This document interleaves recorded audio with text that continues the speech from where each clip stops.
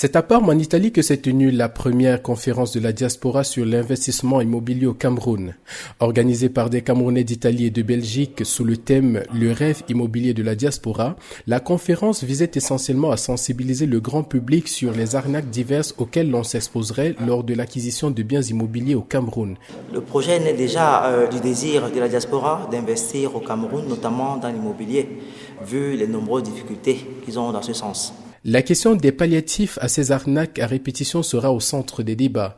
Et pour y remédier, les organisateurs vont présenter entre autres un projet novateur de lotissement pensé par la diaspora et pour la diaspora dans la localité de Babembwe, située en zone périurbaine à quelques encablures de la cité balnéaire de Kribi. L'idée étant, c'est de solliciter les investisseurs étrangers, les fonds d'investissement, de manière à pouvoir investir massivement dans le développement du foncier, le développement de l'urbanisme et de l'immobilier au Cameroun, afin de pouvoir résorber à la pénurie de logements et à la construction de logements décents.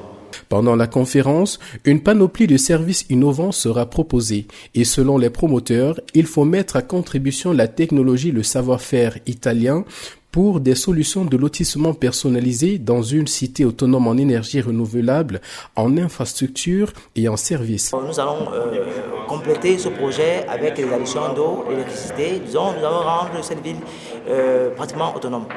Le système énergétique n'arrive pas encore de ce côté-là, alors il faudrait trouver une solution adéquate sur place, ça veut dire récupérer la source d'énergie qui est le soleil et produire de l'énergie sur place avec des panneaux solaires.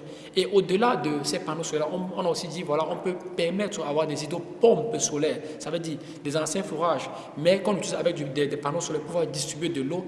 Les premiers bénéficiaires du projet recevront de manière solennelle leur titre foncier et le cap sera mis sur Bruxelles pour la prochaine édition sous le même thème le 1er juin prochain.